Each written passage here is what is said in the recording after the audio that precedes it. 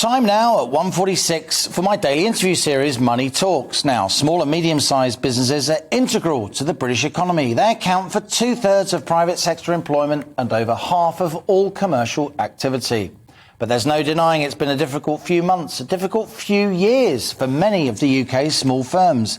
They've been hit by the chaos and related uncertainty of the COVID pandemic. And even before this Russia-Ukraine conflict happened, inflation was already at a 30-year high.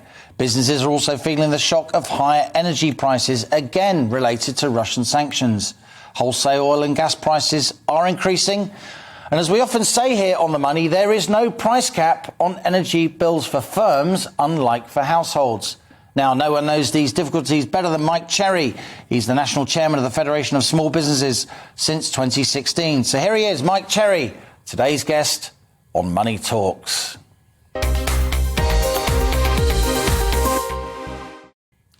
Mike, great to have you back on the show. You're turning into an On The Money regular. The reason is that here on The Money and here on GB News, we really value Britain's small and medium-sized firms. We don't think you get enough airtime. We think the media focuses too much on the big businesses that, frankly, can look after themselves. It's a tough time for your members, isn't it? It's a very tough time for our members, and we've already seen the supply chain chaos coming in at the back end of the pandemic. We have seen the inflationary impact of all of that coming through. And, you know, you were talking earlier about the CPI index just showing 5.5%. But, of course, in the supply chain, that's been running at double digits now for some time. And as you've also mentioned, small businesses do not have that energy cap protection that us as consumers have. So it's really, really worrying time for many small businesses. And of course, you've seen so many providers go out of the market. They've fallen over for whatever reason. And that has meant that the prices that businesses are having to pay when they come to renew any contracts are going through the roof as well at the moment. So the inflationary pressures are already there. And on top of that, we still face the government insisting that they're going to push through this national insurance rise of 1.25% for both businesses, the amount the employer pays, and indeed for us as individuals, as employees. So there's some real inflationary pressures coming through. And even before that comes in April, we'd been calling for the employment allowance to be increased from £4,000 to £5,000 to help businesses as they come out of that pandemic. So it's a to take more people on to get the economy moving. Absolutely. We're meant to be in the middle of a V-shaped recovery, aren't we? It doesn't feel very V-shaped to me. Well, it's a very, very difficult time for businesses. And, of course, they don't have any headroom to be able to absorb any of these increases. So that in itself means that businesses are having to push through price increases as we speak.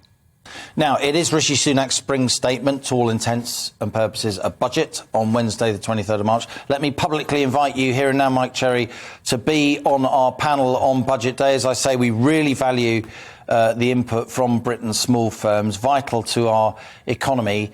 Rishi Sunak, Chancellor, should he climb down on this national insurance increase? We know other cabinet members are pressuring him to do so. He wants to burnish his credentials as a prudent iron chancellor. But surely he can just blame Russia. He can say, new world, new facts, I've changed my mind. This conflict means we can't impose these tax rises at the moment. We need to give businesses a break. Well, certainly he shouldn't be imposing that. But also he can do more in reducing the amount of VAT that is imposed on the energy cost that businesses have to pay. And, most importantly, increase that employment allowance so that the businesses can benefit from that as well, to get the economy back into full gear and get small businesses right at the heart of that economic recovery that we also desperately need, whatever is happening in Ukraine. And, of course, our thoughts have to be with every individual out in Ukraine who's suffering from this horrible, horrible war that Russia has just unilaterally imposed. Well said, that man. Mike, cheer me up. This has been a really tough show. I don't want to alarm our viewers and listeners. I don't want to be unduly pessimistic. I'm basically quite an optimistic person. There must be some good news when we look around the British economy. Our small firms, they're so often the lifeblood of innovation, of investment, of new ideas, of progress. Tell me something to cheer me up. Well, you're absolutely right on that innovation. and, you know, wanting to get the economy going. But also, if you look at what the UK has been doing with its free trade agreements, we've just had the signing off of the UK-New Zealand trade agreement. We've had the Australian one. We've had the Japanese one. The UK These are big trading partners for the UK. CPTPP, which is the Pan-Pacific one. So there are some real opportunities out there if businesses are able to just look further afield, as well as opportunities still between the UK and the EU, despite all of the increased bureaucracy around the dealings there. But look further afield. If you've got products or services that you feel should be open to other markets, go for it. You know, in the end, if you look back through history, when we face dark hours, if you like, and no one's saying that what's happening here in the UK is a patch on anything that's happening in Ukraine or the surrounding countries in terms of human anguish. Of course, we're not saying that, but we do need to generate a prosperous economy if we are going to keep these sanctions on, if we are going to provide good lives for the vast majority of our population as well, Mike.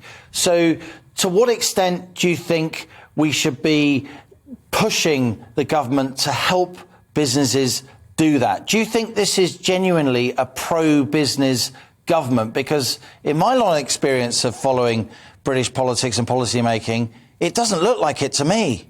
Well, it's incredibly difficult when you look at that in the round because, of course, the government has helped small businesses. FSB were absolutely at the heart of the furlough scheme, looking to help and get that support through to the self-employed and all the other areas where we have interjected very, very closely with the government on the support measures that were put in. So, of course, you know, one has to respect that it is very difficult times, but at the end of the day, it will be small businesses that lead this economic recovery, that need that help, as we've already mentioned, some very specific ones. And I think Rishi Sunak, at his spring statement, is really going to have to look at this much more carefully, given all of the problems that are out in the global arena at the moment. Two things really worry me ahead of the spring statement, which maybe the Chancellor can address. Energy bills, particularly for small firms, there's no energy price cap, particularly firms that employ lots of people in those red wall seats that the Tories need to retain, plus business rates, that standing tax on the value of businesses, their physical premises, which businesses, your members, must pay whether they make profit or not, whether they take in any money from customers or not. Surely, under those two headings, we need to see some action from the Chancellor. We do need to see some better action from the Chancellor on that. I mean, there is support for the smallest businesses. They are excluded, thanks to FSB and others who've interjected on that issue over many, many years now.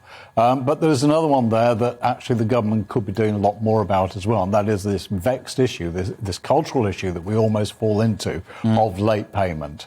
And if we can make sure that with the enterprise bill that's coming forward, that we have in there responsibility given to the audit committees of large corporates who already have to pay what they owe on time to small companies. To make sure that they sign up to the prompt payment code. Anybody supplying the public sector should sign up to that code. 30 days max. Let's get our money. So we've got that money instead of it sitting in large corporates who have access to the financial markets, whereas small businesses don't. Free that money up and let's get the investment going. Labour are talking a lot about business rates. They're talking about either scrapping them or curtailing them to some degree. It's £30-35 billion a year in government revenue. And we haven't yet had that proper review, have we, from the Chancellor on business rates? I'm sure, are you writing it for him, or is certainly you're writing suggested legislation for him, surely? It's not just a review that we need, it's a fundamental reform of how are we going to tax businesses in the future. Particularly high streets that are competing with the online giants. The problem that you've got with business rates, it's like national insurance contributions. It's an upfront tax that businesses have to pay out almost before they employ anybody or sell anything. So that needs fundamental reform at the outset. Mike Cherry, we're going to see you here 23rd of March for the spring statement. I think that's a yes.